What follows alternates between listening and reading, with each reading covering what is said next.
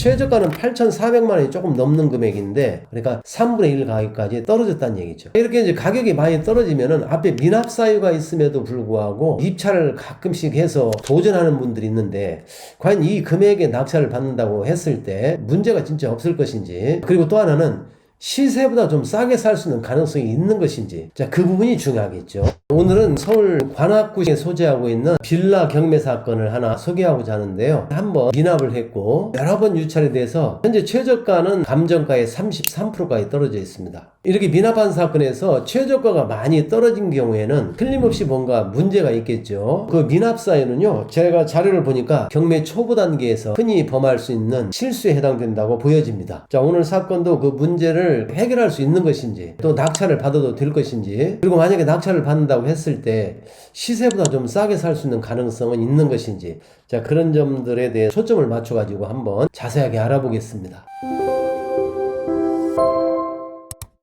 자, 오늘 사건 자료인데요. 서울 관악구 신림동에 소재하고 있고 물건의 종별은 다세대 빌라입니다. 대지권은 토지 면적이죠. 11.78평, 그리고 건물의 전용 면적은 15.04평입니다. 감정가는 2억 5,700만 원인데 이게 이제 2020년도에 감정이 된 건데, 최근 시세 조사로는 한 2억 8,500만 원 정도에 거래된 사례가 있습니다. 지극히 드문 얘기는 한데 거래 사례가 하나 있으니까 그 부분은 참고하시면 되겠습니다. 자, 이어서 입찰 진행 내용을 한번 볼까요? 여러 번 진행이 됐는데요. 2차까지 유찰이 되고 3차 매각기일에 낙찰이 됩니다. 한 명이 입찰을 했는데 2억 9천만 원에 입찰을 했습니다. 감정가 대비 112%가 넘는 금액으로 입찰을 했는데요. 이 2억 9천만 원이 이 사건의 선순위 임차 보증금입니다. 그러니까 아마 이제 이분은 입찰할 때 적어도 임차 보증금까지는 다 변제를 해야 의미가 있지 않느냐, 이런 취지로 입찰가를 2억 9천만 원을 쓴 걸로 보여지는데요. 그런데 결과는 미납을 했습니다. 그 뒤로 4차, 5차, 6차가 유찰이 되고 현재는 7차 매각기일이 예정되어 있는데요. 2022년 9월 6일 날로 예정되어 있습니다. 최저가는 8,400만 원이 조금 넘는 금액인데 감정가에 비교해보면 33%입니다. 그러니까 3분의 1 가격까지 떨어졌다는 얘기죠. 자, 이렇게 이제 가격이 많이 떨어지면은 앞에 미납 사유가 있음에도 불구하고 입찰을 가끔씩 해서 도전하는 분들이 있는데, 과연 이 금액에 낙찰을 받는다고 했을 때 문제가 진짜 없을 것인지, 그리고 또 하나는 시세보다 좀 싸게 살 수 있는 가능성이 있는 것인지, 자, 그 부분이 중요하겠죠. 그 부분을 알기 위해서는 임차권 부분을 한번 봐야 되겠죠. 오늘 이 사건의 미납 사유의 핵심은 바로 임차권에 있는데요. 자, 임차인 현황을 보면은 임차인이 한 명 있는 걸로 나타났습니다. 김은모 씨. 전입일자는 2018년 1월 10일입니다. 그리고 확정일자는 그보다 빠른 2017년 12월 28일 날 받았습니다. 자, 그리고 배당 요구를 했습니다. 2020년 2월 14일. 배당 요구 종기가 2021년 3월 15일이니까 배당 요구 종기 내에 적법하게 배당 요구를 한 것이죠. 자, 그리고 보증금은 2억 9천만 원이고요. 대항력 유무와 관련해서는 대항력이 있다라고 되어 있습니다. 그러니까 선순위 임차인에 해당된다는 것이죠. 여기 말소 기준 권리 일자가 2020년 7월 13일이니까요. 그보다 훨씬 앞서서 전입신고를 했잖아요. 그러니까 대항력 있는 임차인, 즉 선순위 임차인에 해당된다는 점에 대해서는 의문이 없는 것이죠. 그리고 또 하나 참고로 임차권 등기를 했습니다. 여러분, 이 임차권 등기를 했다는 얘기는 현재 이 임대차 기간이 종료가 됐다는 것이죠. 그럼에도 불구하고 집주인이 보증금을 내주지 않으니까 임차인이 법원에다 임차권 등기 명령 신청을 해서 임차권 등기가 된 것입니다. 중요한 것은 바로 임차권 등기를 통해서 임차권이 종료가 됐다는 것을 우리가 알 수 있는 것이죠.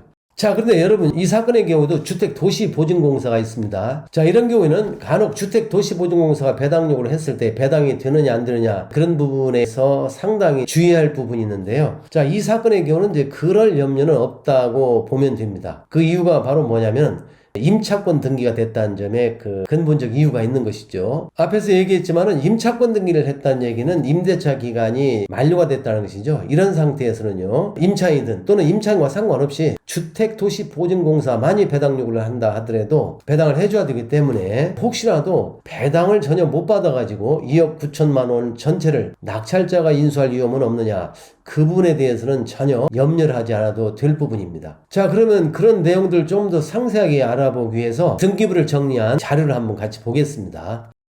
첫 번째 항목에는 소유권에 관한 사항입니다. 2018년 1월 10일. 이날은 앞에 그 임차인이 전입신고한 날하고 같은 날입니다. 이때 공유자 전원 지분 이전이라고 되어 있는데 그 전만 해도 이 부동산이 공유부동산이었는데 2018년 1월 10일 날 이게 이제 단독 소유권으로 바뀌게 된 것이죠. 그 당시 이제 소유권을 주도한 사람이 김모 씨입니다. 그리고 이제 앞에 임차인 현황에서 봤던 부분, 임차권 등기를 했다고 나타났었잖아요. 그 주택 임차권 등기한 날이 나오는데요. 2020년 2월 14일 주택 임차권 등기가 이루어집니다. 임차인은 김은모 씨, 앞에 그 임차인 현황에서 나타난 그 임차인하고 동일인입니다. 그리고 보증금은 역시 2억 9천만 원이고요. 그리고 이제 그 밑에 가압류 한 건이 있고 강제 경매가 이루어졌는데 이때 이 강제 경매를 누가 신청을 했냐면 주택도시보증공사가 경매를 신청을 했습니다. 그러면 주택도시보증공사가 어떤 권리에 의해서 경매를 신청했을까요? 자, 그 내용을 확인하기 위해서 이 사건의 매각물건 명세서를 한번 보겠습니다. 자, 이 사건 매각물건 명세서인데요. 앞에서 본 주택도시보증공사 과연 어떤 권리를 가지고 강제 경매를 신청했는지, 자, 그 부분은 임차권과 관련해서 매우 중요한 부분입니다. 그 부분을 알아보기 위해서 매각물건 명세서의 비고란을 한번 같이 보겠습니다. 자, 주택도시보증공사와 관련된 내용인데요.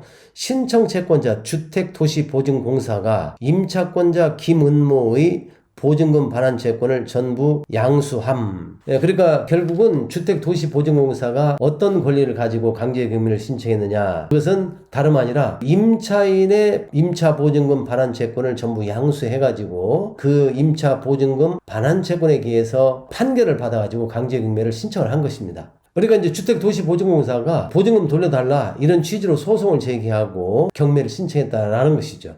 자, 이어서 그 뒷부분의 내용도 한번 같이 보겠습니다. 또한 주택도시보증공사는 배당 요구를 하지는 않았으나 이건 경매 신청을 한 자이므로 배당 요구 없이도 후순위 권리자보다 우선 배당을 받음. 자, 이런 내용이 나오죠. 자, 이 내용 역시 그 주택도시보증공사에서 우선 변제권이 있는 임차인의 보증금 반환 채권을 양수해서 그 보증금 반환 채권에 의해서 판결을 받아가지고 강제경매를 신청했기 때문에 우선 변제권에 의해서 배당받는데 문제가 없다라는 취지의 기재인 것입니다. 방금 매각물건 명세서를 봤는데요. 그 내용에 의하면은 임차보증금 반환 채권을 양수한 주택도시보증공사가 보증금을 배당받는 데는 전혀 지장이 없다.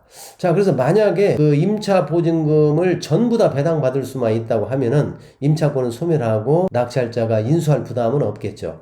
자, 그런데 여러분 어떻습니까? 자, 이 물건의 경우에는 보증금이 2억 9천만 원이나 됩니다. 그러면 낙찰가를 최소한 2억 9천만 원 이상을 써야 임차 보증금이 전부 다 배당이 되고 낙찰자가 추가 부담을 안는 것이죠. 자, 그런데 이 물건의 경우 감정가는 2억 5천 7백만 원입니다. 물론 이제 거래 사례를 보면은 2억 8천5백에 거래된 사례가 있는데요.